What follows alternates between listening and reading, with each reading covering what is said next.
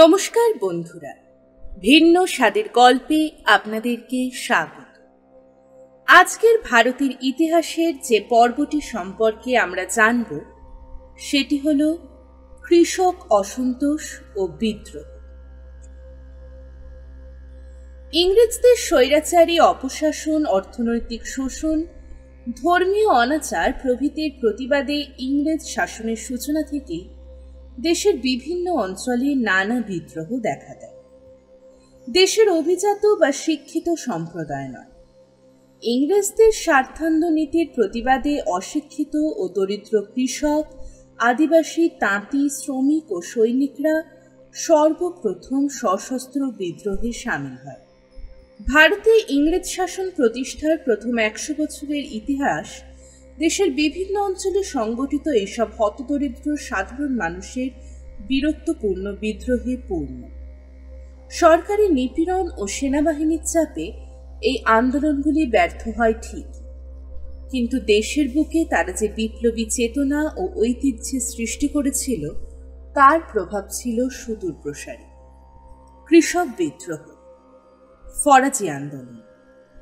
বাংলার কৃষক আন্দোলনের ইতিহাসে ফরাজি আন্দোলন এক গুরুত্বপূর্ণ স্থানের অধিকারী। বাংলার মুসলিম সমাজের উপর এই আন্দোলন ব্যাপক প্রভাব বিস্তার করে। 1818 খ্রিস্টাব্দ থেকে 1906 খ্রিস্টাব্দ পর্যন্ত এই আন্দোলন চলেছিল। এই আন্দোলনের মূল শক্তি ছিল দরিদ্র কৃষিজীবী মুসলিমরা। এই আন্দোলনের প্রতিষ্ঠাতা হাজী সারিয়াত উল্লাহ 1781 খ্রিস্টাব্দে বর্তমান বাংলাদেশের অন্তর্ভুক্ত ফরিদপুর জেলার বাহাদুরপুর গ্রামে এক কৃষক পরিবারে জন্মগ্রহণ করেন। কোরআন ও ইসলামী ধর্মতত্ত্ব সম্পর্কে শিক্ষালাভ করার জন্য 12 বছর বয়সে তাকে কলকাতায় মত্তলানা বাসারাত আলীর মুক্তবে ভর্তি করা হয়। এরপর তিনি 2 বছর হুগলি জেলার ফুরফুরাতে আরবি ও ফার্সি ভাষার শিক্ষা করেন। 1799 খ্রিস্টাব্দে মাত্র 18 বছর বয়সে তিনি মত্তলানা বাসারাত আলীর সঙ্গে মক্কা যান এবং সেখানে ইসলামী ধর্মতত্ত্ব অধ্যয়ন করেন। মক্কায় পড়াশোনা শেষ করে তিনি কায়রোর আল আজহার বিশ্ববিদ্যালয়ে ভর্তি হন। এইভাবে প্রায় 20 বছর বিদেশে ইসলামীয় ধর্মতত্ত্ব, দর্শন ও আইন সম্পর্কে পাণ্ডিত্য অর্জন করে 1818 খ্রিস্টাব্দে তিনি স্বদেশে প্রত্যাবর্তন করেন। 1820 খ্রিস্টাব্দে তিনি ফরাজি নামে একটি ধর্মীয় সম্প্রদায়ের প্রতিষ্ঠা করেন এবং ধর্ম সংস্কারকের ভূমিকায় অবতীর্ণ হন। আরবি ভাষায় ফরাজি কথার অর্থ হল ইসলাম নির্দিষ্ট বাধ্যতামূলক কর্তব্য। তিনি ঘোষণা করেন যে ইসলাম ধর্মের অভ্যন্তরে ইসলাম বিরোধী নানা কুসংস্কার ও দুর্নীতির অনুপ্রবেশ ঘটেছে। কোরআনের নির্দেশ যথার্থভাবে পালন করে তিনি ইসলাম ধর্মের সংস্কার সাধনের কথা বলেন। ধর্মীয় আন্দোলন হিসেবে শুরু হলেও অচিরেই এই আন্দোলন রাজনৈতিক রূপ পরিগ্রহ করে। ব্রিটিশ শাসনাধীন ভারতবর্ষকে তিনি দার উল হার্ব বা শত্রুর দেশ হিসাবে চিহ্নিত করে বলেন যে এই দেশ ধর্মপ্রাণ মুসলিমদের বাসের যোগ্য নয়। কোরআনের একেশ্বরবাদের উপর জোর দিয়ে তিনি বলেন যে আল্লাহ ধনসম্পদ বা বংশমর্যাদার ভিত্তিতে ভেদাভেদ মানেন না, তার কাছে সব মানুষই সমান। সারিয়াতুল্লাহ জমিদার ও নীলকরদের অত্যাচারের বিরুদ্ধে জনমত গড়ে তোলেন এবং অচিরেই বরিশাল, ময়মনসিংহ, ঢাকা ও ফরিদপুরের লক্ষ লক্ষ দরিদ্র মুসলিম চাষি, কারিগর ও বেকার তাঁতি তার শিষ্যত্ব গ্রহণ করেন।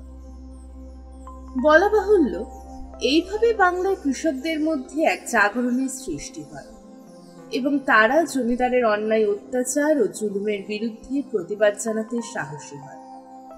তার নেতৃত্বে কৃষকদের ঐক্যবদ্ধ দেখে হিন্দু মুসলিম জমিদাররা আতঙ্কিত হয়ে ওঠে। 1837 খ্রিস্টাব্দে সারিয়াতুল্লাহের মৃত্যুর পর তার পুত্র মোহাম্মদ মুসিম বা দুধু মিয়া আন্দোলনের নেতৃত্ব গ্রহণ করেন। তিনি দক্ষ সংগঠক ও রাজনৈতিক চেতনা সম্পন্ন ব্যক্তি ছিলেন। তার নেতৃত্বে ফরাজি আন্দোলন ধর্মীয় সামাজিক আন্দোলন থেকে সামাজিক, অর্থনৈতিক, রাজনৈতিক আন্দোলনে পরিণত হয়। তিনি তার অনুচরদের ইসলাম বিরোধী কার্যকলাপ থেকে বিরত থাকার উপদেশ দেন। তিনি মহরম, বিবাহ ও মৃত্যু উপলক্ষে অহেতুক অর্থ ব্যয় এবং পীর ও ফকিরদের উপাসনা বন্ধের নির্দেশ দেন। তিনি ঘোষণা করেন যে জমির মালিক আল্লাহ, সুতরাং জমিদারের খাজনা আদায়ের কোনো অধিকার নেই। তিনি তার সমর্থকদের জমিদারের খাজনা না দেওয়ার, নীলকরদের নীল চাষ না করার এবং বিদেশি ইংরেজদের না মানার আহ্বান জানান। নীলকর ও জমিদারদের বিরুদ্ধে লক্ষ লক্ষ দরিদ্র কৃষক তার নেতৃত্বে সমবেত হয়। দক্ষ সংগঠক দুধু মিয়া তার প্রভাবাধীন বাংলাদেশকে কয়েকটি অঞ্চল বা হলকায় বিভক্ত করেন এবং প্রতিটি হলকায় ৩০০ থেকে ৫০০ ফরাজি পরিবার বাস করত। প্রত্যেক হলকায় একজন করে খলিফা নিযুক্ত ছিল। খলিফাদের দায়িত্ব ছিল নিজ নিজ অঞ্চলে কৃষকদের ঐক্যবদ্ধ করা, জমিদার ও নীলকরদের অত্যাচার প্রতিরোধ করা এবং আসন্ন সংগ্রামের প্রস্তুতি হিসাবে অর্থ সংগ্রহ করা। দুধু মিয়ার প্রধান কার্যালয় ছিল বাহাদুরপুরে। ইসলামের সাম্যের উপর গুরুত্ব আরোপ করে ন্যায় প্রতিষ্ঠার জন্য তিনি পঞ্চায়েত শাসন ব্যবস্থা প্রবর্তন করেন। তার সমর্থকরা অত্যাচারের বিরুদ্ধে একে অন্যকে সাহায্যের অঙ্গীকারবদ্ধ ছিল। কৃষকদের মধ্যে কোনো বিবাদ বিসম্বাদ দেখা দিলে তিনি নিজেই তা মিটিয়ে দিতেন এবং তার অনুমতি ব্যতীত কেউ আদালতে যেতে পারত না। তিনি একটি সুদক্ষ গুপ্তচর বাহিনী ও দুর্ধর্ষ লাঠিয়াল বাহিনী গড়ে তোলেন। এদের মাধ্যমে বিভিন্ন অঞ্চলের সংবাদ দ্রুত তার কাছে পৌঁছাত এবং তিনি অত্যাচারের বিরুদ্ধে ব্যবস্থা গ্রহণ করতেন। সমকালীন পুলিশ রিপোর্ট থেকে জানা যায় যে 1843 খ্রিস্টাব্দে তার অনুগামীর সংখ্যা ছিল 80,000 এবং তারা তার নির্দেশে যে কোনো কাজ করার জন্য প্রস্তুত ছিল। অনুগামীদের নিয়ে তিনি অত্যাচারী জমিদার ও নীলকরদের কাছারি ও কুঠিতে আক্রমণ চালাতেন। ক্রমে এই আন্দোলন ফরিদপুর ও ঢাকা থেকে বাখরগঞ্জ, কুমিল্লা, ময়মনসিংহ, খুলনা, যশোর ও দক্ষিণ 24 পরগনার ব্যাপক অঞ্চলে বিস্তৃত হয়। গোপন সরকারি রিপোর্ট থেকে জানা যায় যে বাংলাদেশের 6 ভাগের 1 ভাগ জুড়ে এই আন্দোলন বিস্তৃত হয়। 1839 থেকে 1847 খ্রিস্টাব্দের মধ্যে এই আন্দোলন তীব্রতর হয়ে ওঠে। 1843 খ্রিস্টাব্দ থেকে স্পষ্ট হয়ে উঠতে থাকে যে নিছক ধর্মীয় উদ্দেশ্যই নয়, ব্রিটিশ শাসনের উচ্ছেদ সাধন করে মুসলিম শাসনের পুনঃপ্রতিষ্ঠাই তাদের উদ্দেশ্য। দুধু মিয়ার কার্যকলাপে বিচলিত হয়ে নীলকর ও জমিদাররা তার বিরুদ্ধে ঐক্যবদ্ধ হয়। 1841 খ্রিস্টাব্দে তিনি ফরিদপুর জেলার কানাইপুরের জমিদার এবং 1842 খ্রিস্টাব্দে ফরিদপুরের জমিদার জয়নারায়ণ ঘোষ এবং মদন নারায়ণ ঘোষের বিরুদ্ধে অভিযান চালান। এর ফলে কৃষকদের উপর জমিদারের অত্যাচার হ্রাস পায় এবং সাধারণ শ্রমজীবী মানুষ ও কৃষকদের উপর দুধু মিয়ার প্রভাব বৃদ্ধি পায়। 1846 খ্রিস্টাব্দে ফরাজিরা ফরিদপুর জেলার পাঁচচরে ডানলপ সাহেবের নীলকুঠি আক্রমণ করে তা ভস্মীভূত করে দেয়। ডানলপের গোমস্তা কালীপ্রসাদকে তারা হত্যা করে। সরকারও তার বিরুদ্ধে সক্রিয় হয়ে ওঠে। 1837 থেকে 1847 খ্রিস্টাব্দের মধ্যে অন্তত 4 বার তাকে বন্দী করা হয়, কিন্তু তার বিরুদ্ধে সাক্ষী দেওয়ার মতো কাউকে পাওয়া যায়নি বলে সরকার তাকে মুক্তি দিতে বাধ্য হয়। 1857 খ্রিস্টাব্দে সিপাহী বিদ্রোহ শুরু হলে সতর্কতামূলক ব্যবস্থা হিসাবে সরকার তাকে আলিপুর জেলে বন্দী করে রাখে। কারাগারে তার শরীর ভেঙে পড়ে এবং মুক্তি লাভের পর 1860 খ্রিস্টাব্দে স্বগ্রাম বাহাদুরপুরে তার মৃত্যু ঘটে। তার মৃত্যুর পর তার পুত্র নোয়া মিয়া আন্দোলনের নেতৃত্ব গ্রহণ করেন। তিনি ইংরেজ ও জমিদার বিরোধী কর্মসূচির পরিবর্তে ধর্ম সংস্কারের দিকে নজর দেন। এর ফলে এই আন্দোলন ক্রমশ দুর্বল হয়ে পড়ে এবং কালক্রমে তা একটি ধর্মীয় গোষ্ঠীতে পরিণত হয়। ফরাজি আন্দোলনের সঙ্গে ধর্মীয় ভাব যুক্ত হলেও মূলত তা ছিল একটি কৃষক আন্দোলন। জমিদার ও নীলকরদের বিরুদ্ধে নিপীড়িত কৃষকদের ঐক্যবদ্ধ করে দুধু মিয়া তাদের এক নতুন চেতনায় উদ্বুদ্ধ করেছিলেন। নেতৃবৃন্দের রাজনৈতিক শিক্ষার অভাব, হিন্দু বিরোধী মনোভাব, ধর্মীয় সংকীর্ণতা, বলপূর্বক সাধারণ মানুষকে দলভুক্ত করা, অর্থ আদায় করা এবং যথার্থ নেতৃত্বের অভাবে শেষ পর্যন্ত এই আন্দোলন ব্যর্থ হয়। ওয়াহাবি আন্দোলন। ওয়াহাবি আন্দোলনের প্রকৃত নাম তারিখি মুহাম্মাদিয়া, অর্থাৎ মোহাম্মদ প্রদর্শিত পথ। অষ্টাদশ শতকে মোহাম্মদ বিন আব্দুল ওয়াহাব নামে জনৈক ব্যক্তি আরব দেশে ইসলাম ধর্মের অভ্যন্তরে এক সংস্কার আন্দোলন শুরু করেন এবং ধর্মের মধ্যে প্রচলিত কুসংস্কারগুলি দূর করে মোহাম্মদ প্রদর্শিত পথে ইসলাম ধর্মকে নতুনভাবে গড়ে তুলতে প্রয়াসী হন। তার প্রবর্তিত ধর্ম সম্প্রদায় ওয়াহাবি এবং তার প্রচারিত ধর্মমত ওয়াহাবিবাদ নামে পরিচিত। ওয়াহাবি কথার অর্থ হল নবজাগরণ। ভারতে এই আন্দোলনের সূচনা হয় ঊনবিংশ শতাব্দীর প্রথম ভাগে। ইসলাম ধর্ম ও সমাজকে সকল কলুষতা থেকে মুক্ত করে কোরআনের যথার্থ নির্দেশ অনুযায়ী ধর্ম ও সমাজকে গড়ে তুলবার উদ্দেশ্যে দিল্লির বিখ্যাত মুসলিম সন্ত শাহ ওয়ালি উল্লাহ ও তার পুত্র আজিজ এই সংস্কার আন্দোলন শুরু করেন। সুতরাং সূচনা পূর্বে এই আন্দোলন ছিল ধর্মীয় আন্দোলন এবং এর উদ্দেশ্য ছিল ইসলামের শুদ্ধিকরণ। শাহ ওয়ালি উল্লাহ এই আন্দোলনের সূচনা করলেও ভারতে এই আন্দোলনের প্রকৃত প্রতিষ্ঠাতা ছিলেন উত্তরপ্রদেশের রায়বেরেলির অধিবাসী সৈয়দ আহমেদ ব্রেলভি। তিনি দিল্লিতে শাহ ওয়ালি উল্লাহের পুত্র আজিজের সংস্পর্শে আসেন এবং 1820 থেকে 1821 খ্রিস্টাব্দ থেকে তিনি ইসলাম ধর্মের শুদ্ধিকরণের কথা প্রচার করতে শুরু করেন। এরপর তিনি মক্কায় তীর্থে যান এবং সেখানে ওয়াহাবি মতাদর্শের সঙ্গে সুপরিচিত হন। 1822 খ্রিস্টাব্দে ভারতে ফিরে এসে তিনি ওয়াহাবি আদর্শে ভারতের শুদ্ধি আন্দোলন শুরু করেন। আধুনিক ঐতিহাসিকরা বলেন যে আরবের ওয়াহাবি আন্দোলনের সঙ্গে সৈয়দ আহমেদের কোনো সম্পর্ক ছিল না এবং ভারতে ওয়াহাবি আন্দোলনের মূল নীতিগুলির উদ্ভাবক ছিলেন তিনি নিজে। 1822 খ্রিস্টাব্দে মক্কা থেকে ফিরে এসে তিনি কিছুকাল পাটনায় অবস্থান করেন। তার ধর্মমতে আকৃষ্ট হয়ে বহু মুসলিম তার শিষ্যত্ব গ্রহণ করেন। অনুগামীদের সংখ্যা বৃদ্ধি পাওয়ায় তিনি একটি সংগঠন গড়ে তোলেন এবং 4 জন খালিফা বিলায়েত আলী, ইনায়েত আলী, মোহাম্মদ হুসেন এবং ফারহাদ হুসেনকে নিযুক্ত করেন। তাদের কাজ ছিল দেশের বিভিন্ন অঞ্চল ভ্রমণ করে অনুগামী, অর্থ ও রসদ সংগ্রহ করা। অতঃপর তিনি বিভিন্ন অঞ্চলে ভ্রমণ করতে শুরু করলে তার অনুগামীর সংখ্যাও যথেষ্ট পরিমাণে বৃদ্ধি পায়। এ সময় তার ধর্ম সংস্কার আন্দোলন ধীরে ধীরে রাজনৈতিক রূপ ধারণ করে। ফরাজি আন্দোলনের নেতা সারিয়ত উল্লাহের মতোই তিনি ইংরেজ অধিকৃত ভারতকে দারুল হার্ব বা শত্রুর দেশ হিসাবে অভিহিত করেন এবং তার অনুগামীদের ধর্মযুদ্ধের মাধ্যমে ব্রিটিশ শাসনোচ্ছেদের আহ্বান জানান। ইংরেজ বণিকদের তিনি ভারতীয় স্বাধীনতার প্রধান শত্রু হিসাবে চিহ্নিত করে তাদের বিতাড়িত করার নির্দেশ দেন। এই উদ্দেশ্যে তিনি বিভিন্ন ভারতীয় ও বিদেশি রাজন্যবর্গের সাহায্য প্রার্থনা করেন। মারাঠা নায়ক হিন্দু রায়কে লিখিত এক পত্রেও তিনি অনুরূপ আবেদন জানান। বিভিন্ন প্রচার পুস্তিকা মারফত ভারতীয় মুসলিমদের তিনি ঐক্যবদ্ধ সংগ্রামের আহ্বান জানান।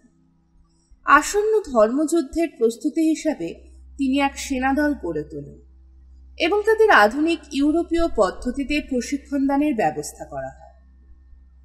হিজরত আদর্শ অনুযায়ী বিধর্মী ইংরেজ শাসিত ভারত ত্যাগ করে তিনি ও তার অনুগামীরা উত্তর পশ্চিম সীমান্ত প্রদেশ ও আফগানিস্তানে আশ্রয় নেয়। উত্তর পশ্চিম সীমান্তের সীতানায় মূল কেন্দ্র স্থাপন করে পাঠান উপজাতিদের সাহায্য নিয়ে তিনি তার শক্তি সুসংহত করেন। মূলত ইংরেজ বিরোধী আন্দোলন হলেও ওয়াহাবিরা পাঞ্জাবের শিখদের সঙ্গে বিরোধে জড়িয়ে পড়েন। সৈয়দ আহমেদ শিখদের ইসলামের শত্রু বলে মনে করতেন। এছাড়া এই সময় পাঞ্জাবের শাসক ও জমিদাররা মুসলিম প্রজাদের উপর বেশ নির্যাতন শুরু করে। এই কারণে সৈয়দ আহমেদ শিখদের বিরুদ্ধে যুদ্ধযাত্রা করেন। দীর্ঘ 4 বছর যুদ্ধ চলার পর সামান্যকালের জন্য ওয়াহাবিরা পেশোয়ার দখল করে। পর বৎসর শিখদের বিরুদ্ধে বালাকোটের যুদ্ধে তিনি পরাজিত হন এবং প্রাণ হারান।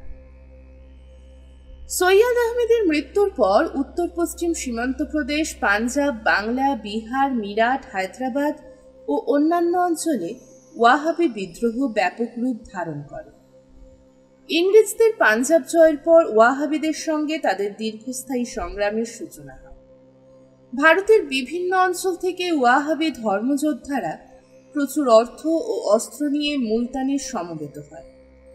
1850 থেকে 1857 খ্রিস্টাব্দের মধ্যে সীতানা ঘাটে দখলের জন্য 16 বার আক্রমণ চালিয়ে এবং উত্তর পশ্চিম সীমান্ত অঞ্চলে 35,000 সৈন্য নিয়োগ করেও বিদ্রোহী ওয়াহাবিদের দমন করা সম্ভব হয়নি। 1863 খ্রিস্টাব্দে ওয়াহাবিদের বিপর্যয় ঘটে এবং নিষ্ঠুরভাবে প্রচুর বিদ্রোহীকে হত্যা করা হয়।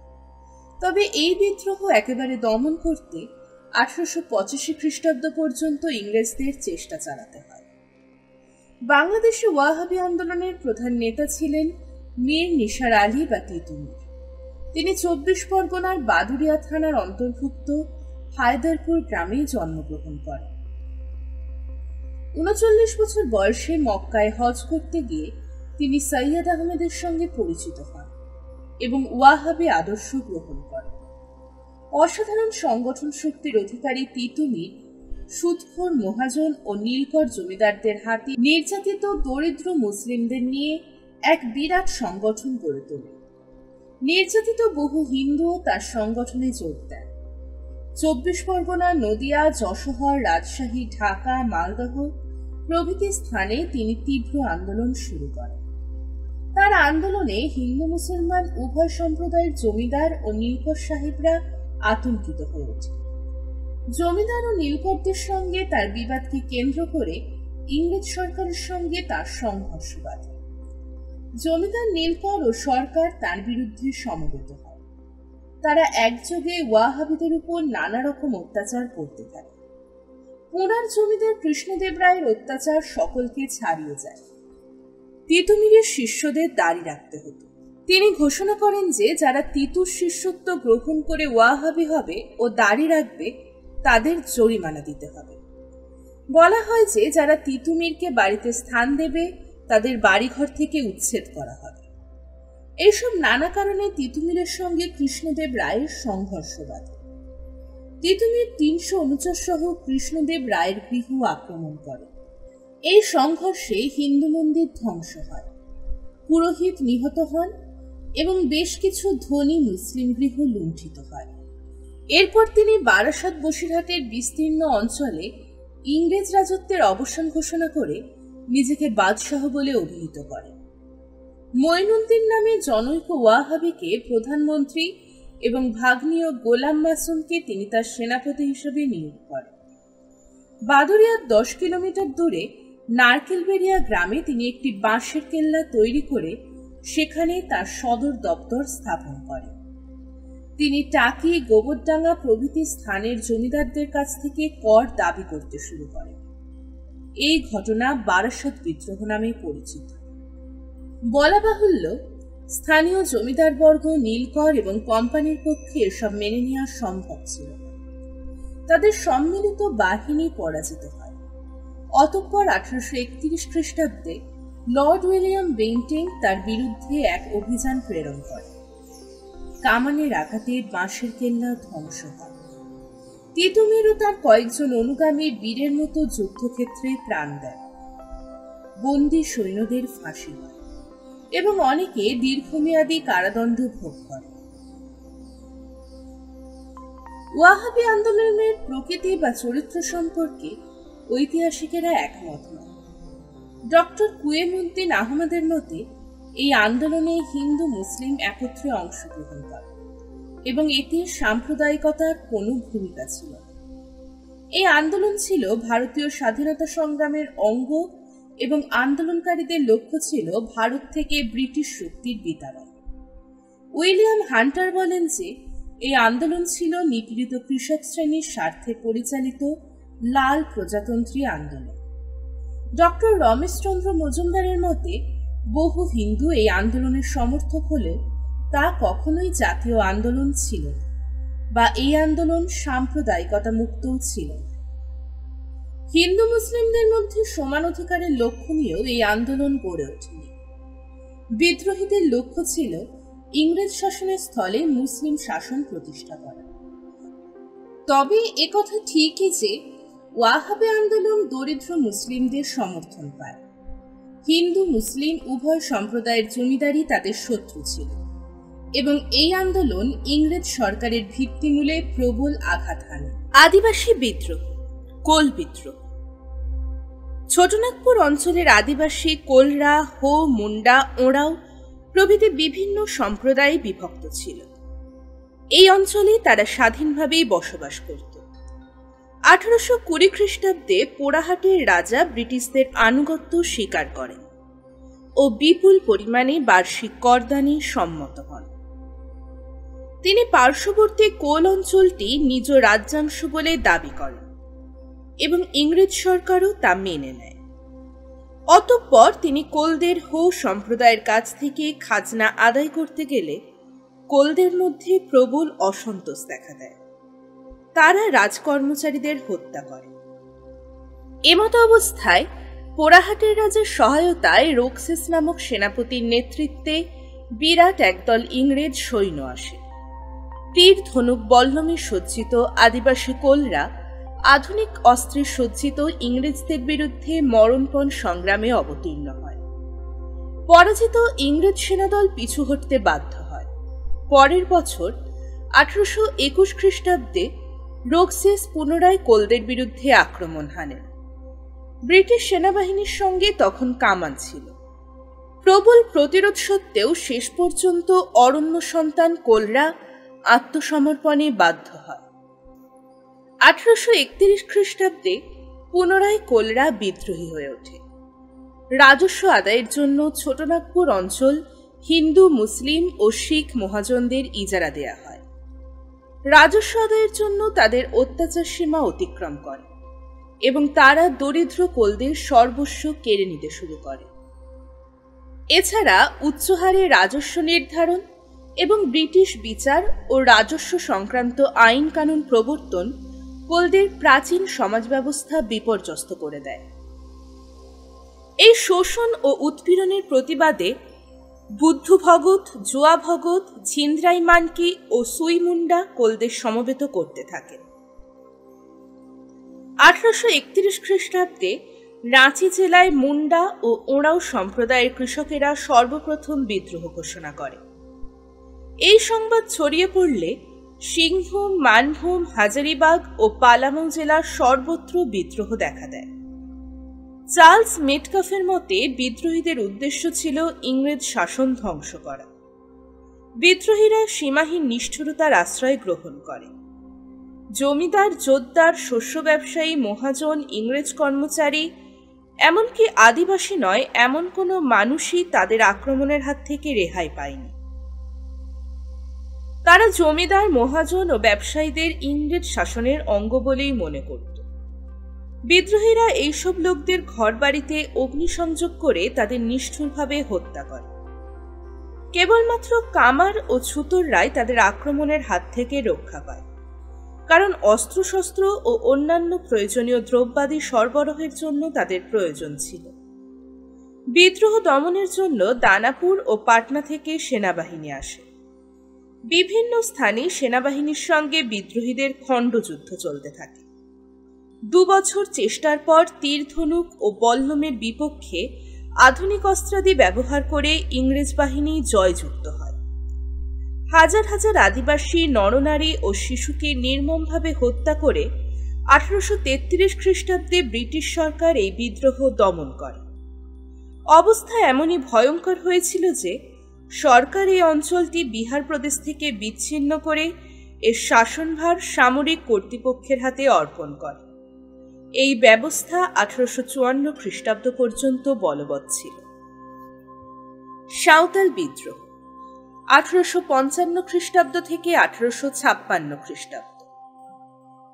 সাঁওতালরা ছিল কঠোর পরিশ্রমী, শান্তিপ্রিয় ও সরল প্রকৃতির এক কৃষিজীবী আদিবাসী সম্প্রদায়। বাঁকুড়া, মেদিনীপুর, বীরভূম, মানভূম, ছোটনাগপুর ও পালামাও অঞ্চলের গভীর বনভূমিতে তারা বসবাস করত এবং কঠোর পরিশ্রমের মাধ্যমে সেখানে কৃষিকার্য করত। চিরস্থায়ী বন্দোবস্ত প্রবর্তিত হলে এই অঞ্চল কোম্পানির রাজস্বের অধীনে আসে। জমিদার ও কোম্পানির কর্মচারীদের অত্যাচারে তারা এই অঞ্চল ত্যাগ করে রাজমহলের পার্বত্য অঞ্চল ও মুর্শিদাবাদের একাংশের বনভূমি পরিষ্কার করে সেখানে বসবাস ও কৃষিকার্য শুরু করে। তারা এই অঞ্চলের নাম দেয় দামিনী কোহি। এই অঞ্চলেও তারা জমিদার ও সরকারি কর্মচারীদের অত্যাচারের হাত থেকে রেহাই পায়।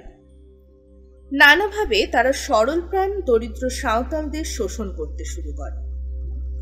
দেশীয় মহাজনরা তাদের ঋণ দিত এবং অন্যায়ভাবে বেশি সুদ আদায় করত। সুদের হার ছিল 50% থেকে 500%।